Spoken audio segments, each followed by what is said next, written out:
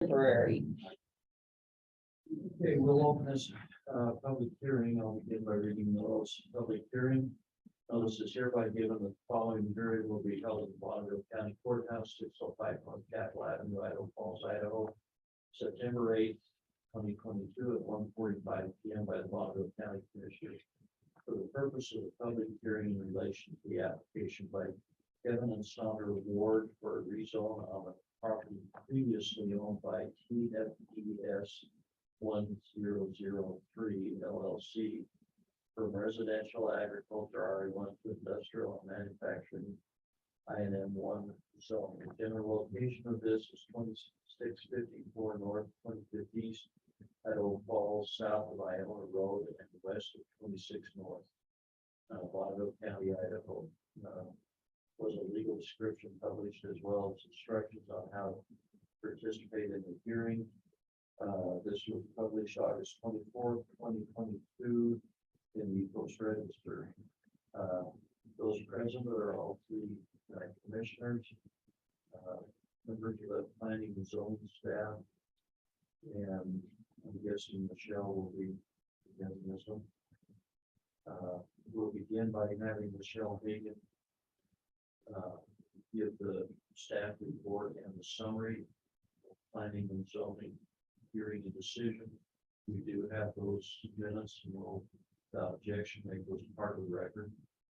So if you're ready to testify, you don't need to repeat it because if we have it here, saying it again doesn't make it twice as true. So, okay, Michelle.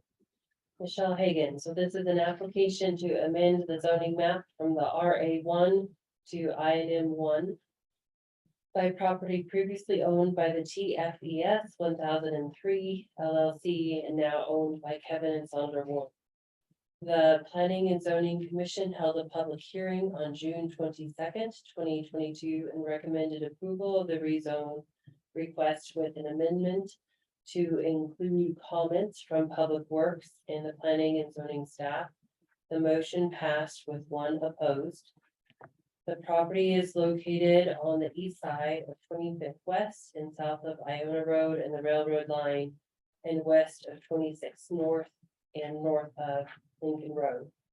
The subject parcel is approximately 2.113 acres and is platted within the Egan Addition No. 1 subdivision.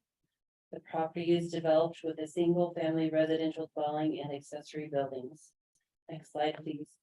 The property has an industrial land use designation. The adjacent properties have an industrial land use designation to the east, everything east of 25th, and a commercial designation on the west side of 25th. The property is to the west of the east side C&D landfill. And next slide. The property is adjacent to INM1 zoning on the east of 25th, and C2 is located on the west side of 25th East. The findings of fact of when the adjacent parcel was rezoned was included in the hearing packet, and the rezone was conditioned to not allow hot batch plants. The comprehensive plan has compatibility decisions that should be considered in all map amendments. The parcel is adjacent to the INM1 or C2 zone property. The proposed INM1 zone is one that may be considered with an industrial land use designation. We received correspondence from Eastern Idaho Public Health and they had no comments.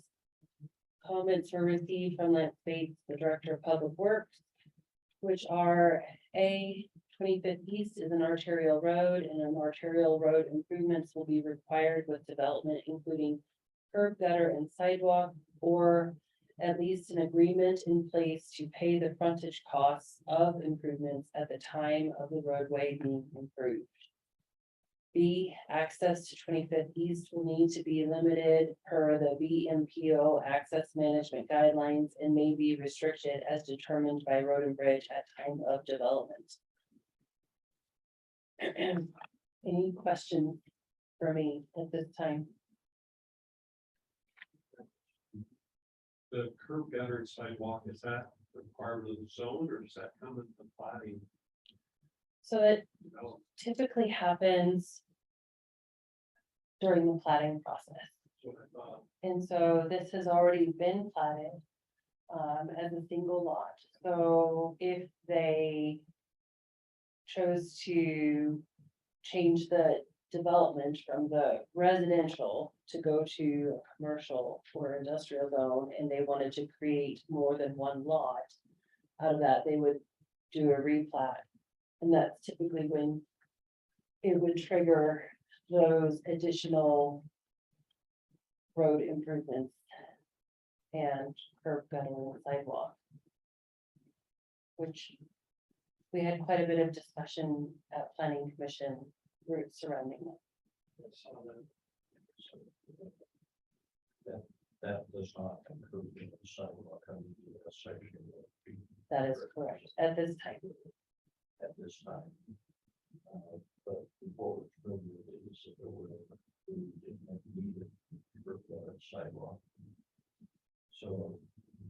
We can't, we have at that time, we're having to one little section of sidewalk that the other. So that was part of the discussion. And what seems to have been the practice is you can elect to have them build that section that's adjacent to that parcel at that time of their development. Or, as Mr. Bates said in his comments, contribute towards paying that in the future when that happens. And so the idea or the thought process is if you just do it in little sections, then eventually it will all be filled in. And that's one less thing for the county to have to address during the widening of that segment of the road. Yeah. Chairman, so as I read through the minutes, I wanted a little understanding, and so I called Plan States. Can I explain what it was explained to me so that it's part of the hearing? Probably have that conversation outside of the hearing. Well, it wasn't in regards to this. I asked him specifically when the standard was, because in the minutes it talked about how it had changed recently. So I wanted to ask when that happened. And so I did the standard change. in August of 2018. And he said, if I wanted to review the standards, it was on 100-11 standards. That's probably very good in there. I thought that it would be. And it's put on record, we can go and do that. Creating it, well, how to use that. So, you got a suggestion. He didn't explain to me any more than they made in his comments. But when we do on this, you know, sometime we call him. We couldn't see we want to adopt. So. Okay. Anything else? Commissioner Walker. Right. Mr. Reed. So we're down to those things. Okay. With that, there's the owner of the representative. Want to move up here closer, just keep into the owl. We get to the owl. Oh, it does look like an owl. Can't see from over there. Well, we just want, my husband, Kevin, name and address. Sondra Ward. My address is 2378 West, 113th North, Idaho Falls, 83402. Okay. So my husband sits on planning and zoning. They wouldn't allow him to speak at the planning and zoning meeting. Even though he recused himself. So I am here today because he's off doing whatever. He's farming for clients. So anyway, I mean, this should be a slam dunk. It's sitting industrial. We want it zoned industrial. We initially bought it. We own Fire Hose Car Wash. We initially bought it to put a car wash there. But there's a house sitting right in the middle. I've been told by planning and zoning, well, the staff there that we can take this plat and separate that piece into two pieces as long as one of the pieces is not, none of the pieces are smaller than the smallest piece being platted. But there's a house that goes, the line should go roughly right to the garage. And so our thought was, and then hearing you talk, I'm going, okay, so at what point is that when we get our permit to build? Is that when the curb and gutter should arise, issue should arise? What? You know, can we still do the plat with the house sitting there? Because right now we're running it as an Airbnb. So I guess that's my question to you, because the zoning seems like a slam dunk. Okay, so by going through the rezoning process, it will allow you to go through a replat. To change that lot size, so you could split that Okay, now that you're going through that rezoning process. okay, If once that is completed, you can go through that. If you can configure a plat to still preserve the home, that's one thing. The trigger will be when you do the subdivision plat and start the frontage requirements and because, when you convert it to that. so I can't replat it until I move the house off. Or if you can find a configuration that would allow you to still have the car wash and the house. Don't know. You know, and at this Not point, I don't know if engineered. I'll ever build a car wash there. If somebody pays me what I want for the land, then I may never put a car wash there. I'm a realtor, sorry. So that's my theory. You know, you're telling me, so I have to move the house off to replat it and the land just sits there. We're taking, the request for the rezone. Right. And giving you the instructions. We have to figure out what you, Okay, so today I'm asking for it to be rezoned. okay, and that's all. And to clarify, because you said you thought that it. And I wanted to specify, the city member of the planning and zoning commission cannot participate at the planning commission level, Even though they recuse themselves. even though, well, you recuse yourself, not supposed to be in there. Giving input.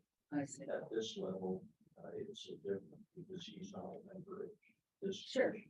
sure. So it's just a conflict of interest thing, so. But Okay. you are committed. You are welcome to testify with you that. Okay. So, very good. So like I said, this should be a slam dunk, I would think. On the rezone. Okay. Easy enough. Okay. Are there any members of the public? Have a word?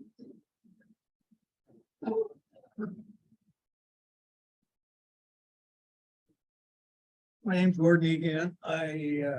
3031 North 25th East, Idaho Falls, Iowa. I own a machine shop just across the road from this property as well. This is the property just north of this. A couple of ones, one for Michelle. On the new curb and gutter things where I own this, will they affect me at all? I think where you're developed, they don't anticipate it affecting you. Would I be wrong with that? No changes can be made to what you've agreed to in your initial zoning, anything like that, unless you were to come in and make changes. Or replat your own property, that's the time when changes would be made to your property. So the piece of property there, it's got the trees around it right next to the railroad tracks. If I was to develop that, then would I be subjecting to these where we've already got a plat there? Or And this is probably something that would be more appropriate to just come and discuss with us Talk with you guys, outside of the okay. meeting, because it's not directly pertaining to the application that we considered today. And we'd be happy to talk through those scenarios with you. Okay. About that. You better go that question. What was that, so? You're talking. it's industrial. It was What else included, do they- Yeah.